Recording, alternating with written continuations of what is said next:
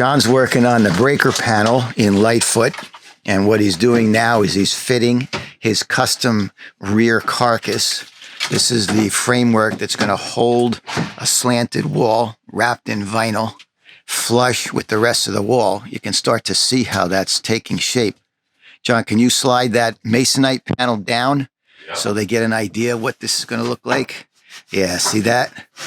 So this is all that rear carcass is going to support the breaker panel and all my gauges, and it'll be flush and in line with the rest of the wall.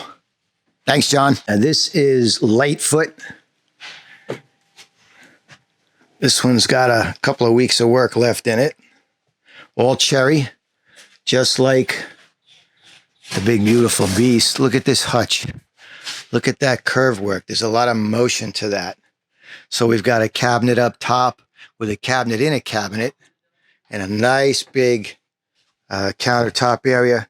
We're going to put outlets and USBs in the back wall. Then you got that nice double door refrigerator, side-by-side fridge. Look at how nice this looks. Cherry turned out really nice. And that's not even the best of it. Look at this. This is over the galley. We got a little storage cupboard, and we're going to stripe it with the glass tile. And look at this shelf coming off the L return. How cool is that? Can you imagine? So now, here's your dinette. This dinette can be used as a single bed with an insert. You take the lagoon table out and you have an insert you put in to make it a double bed, a single bed rather. Swing it out of the way so you can climb up into the main bed. This is going to be a 48-inch bed, and we've got nice bookcases in the back, just like the beast. We have a recessed TV on an arm so it can swing out, and that recess will carry all the way down. And right here is going to be our gauges, our breakers. This is a central area where you would look at the state of the charge and whatnot. Battery right underneath, two massive clothing drawers. We've got a double pull-out pantry, bank of drawers, and this is going to be cool. We're going to put a box in a box that pulls outside, so you'll have an outdoor kitchen. There's going to be a full outdoor kitchen that pulls out of there. A box within a box comes right out. But oh, wait, there's more.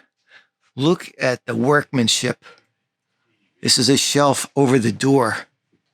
This brings me to tears, this van. So that box on the end is where we'll put our switch panel, our homemade 6 to 8 switch panel, all dimmers. Look at the beauty of this. Runs right into the end cap. This van is going to be gorgeous. I'll tell you why it's so nice. There's no shower box in this van. Upper cabinets are going to have sliding doors. Of course, the lighting is a big part of this. So Lightfoot, it's just about ready. Everything's cut. We just have to put it all together. Rick is working in the Mini-Me number 5. And he's working on the reclining bed frame.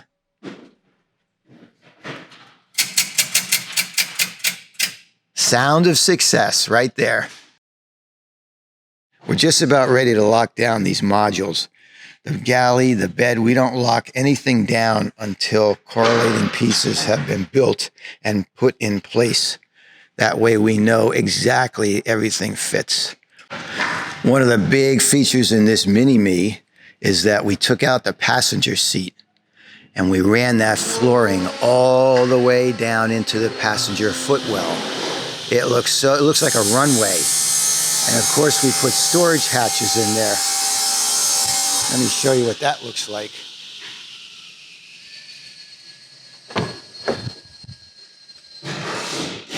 See that? We've got hatches. These are flush mounted, edge banded. And so those wheel wells, we sealed them in. So you have all this nice big storage. These were, what were these, 14 square, 15 square? There's another one. You know, they're carpeted from the factory. And we put in some side panels where we needed so nothing rolls out any further. That's a great place to store stuff. And of course, Terry's going to have a nice dog bed here for Josie, co-pilot Josie. It's going to be this is a game changer for the Mini-Me. If you have the opportunity to remove that passenger seat, it is a game changer. And the funny thing is, you know, we used to rely on our garment tray. When you deployed it, it would rest on the headrests of the seats. But without one headrest here, we can't trust the one headrest. So what we're going to do is we're going to put nice leather straps on either side. So when you drop this down, it'll stop right where you need it. We don't have to rely on headrests anymore. Go ahead, Rick. On top of the Mini-Me, you see we got our custom wind deflector, and we get 3 100-watt solar panels up here, max air fan, and we build our own custom roof racks out of 80/20. This one still has to get the front rail and telescoping rail for the moonshade awning. Roxy is going to get a 50-gallon water tank that is sitting on a 80/20 15 series bridge that spans the wheel well, insulated and soundproofed wheel well. That's on one side of the van. On the other side, Roxy is getting twin 630 amp hour lithium Mamalukes from Lithionics. And we're going with their newer model now. Doesn't have an external BMS, it has internal BMS and heating pads. And as you can see, we've got this cradle designed in such a way that those batteries are going to sit right inside a recessed cradle. Nice, very nice engineering. And then we'll lock that to the wall and to the floor. Coming back over here, 50 gallons up that high in the van, you say? Yeah, that could be a real problem. But what we're going to do is we're going to buy wiffle balls. I call them wiffle balls. But they look like a giant wiffle ball, and you fill the tank with them. And that stops the sloshing. Slosh balls. Fill the tank with these wiffle balls so they touch one another, but the water can still pass through them, and it prevents all sloshing. You give up a small percentage of volume, freshwater volume, but you've completely mitigated that intense sloshing that would take place otherwise. And then all we're dealing with is dead load above the wheel well, similar to what's going on this side. We will have to minimize what we put on the roof of this van because we have raised the center of gravity downstairs here. So that's a concern. Here's our shower pan. We just had this one made, stainless steel shower pan. And then there's going to be a refrigerator and an office up front. But now let me show you one of the cool little things we're doing in this van. This is Roxy. Roxy's a 4x4 Sprinter, and we are doing the 3-zone heating system in this van. This will be the first van where we do the 3-zone heating system. Part of that is radiant heat under the floor with a hydronic system, so we're going to be sending glycol, hot glycol through the floor.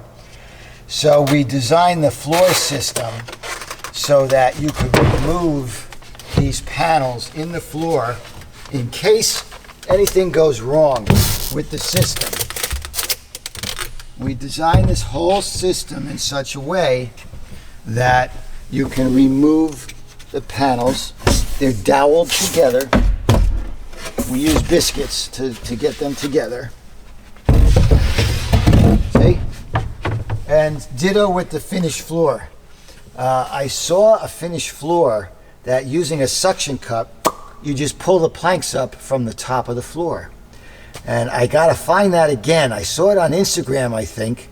I've gotta locate that company because that would be ideal. If we ever had to service this system, you pop up the finished floor, you pick up these pieces. Now these obviously are gonna be screwed down where the rest of the floor is screwed and glued. And you can see that in between all of our runs, you've got little bits of 80/20. They're there to carry the load of the plywood floor. So this is the area where you would be walking in the van in your stocking feet, nice and warm. The next step is going to be radiant passive heat coming up the side walls. Quick tip: when you're running wires and you have to go through some of these little holes and perforations throughout the van, they've got sharp edges. Some of them are curled over, some of them are not. Ford's the worst. Anyway, what I do when those wires are passing through one of those areas, I use coolant line, radiator hose from the auto store, okay? And I split it. I just take a blade, split one side of it, and then I can run that, wrap it around my wires, zip tie it in place. Other areas where it's not quite as critical or sharp, you can use pipe insulation, foam pipe insulation from the Home Depot. Run that over your wires, zip tie them in, lock it up, and then you can zip tie this to the chassis. Another trick is to not let these wires move. Zip tie them every 12 inches so they don't have any sawing action. You know, any movement of the wire on a sharp edge, it's going to be that sawing action over time. You're going to break through that insulation. So you got to lock them down and protect them with coolant line.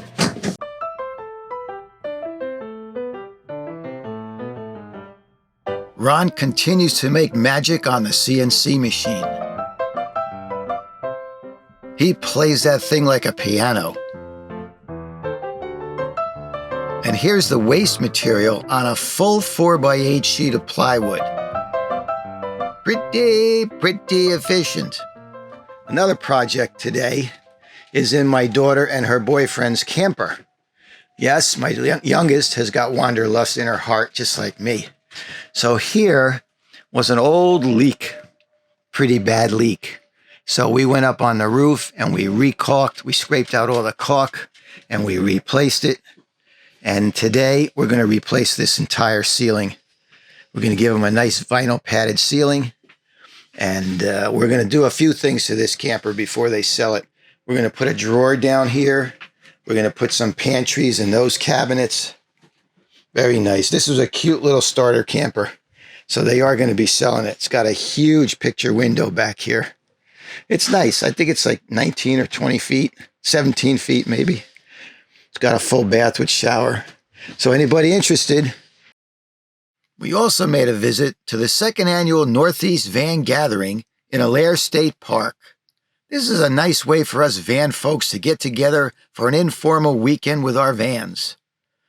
I would have been there the entire time, but alas, the shoemaker has no shoes. I don't have a van.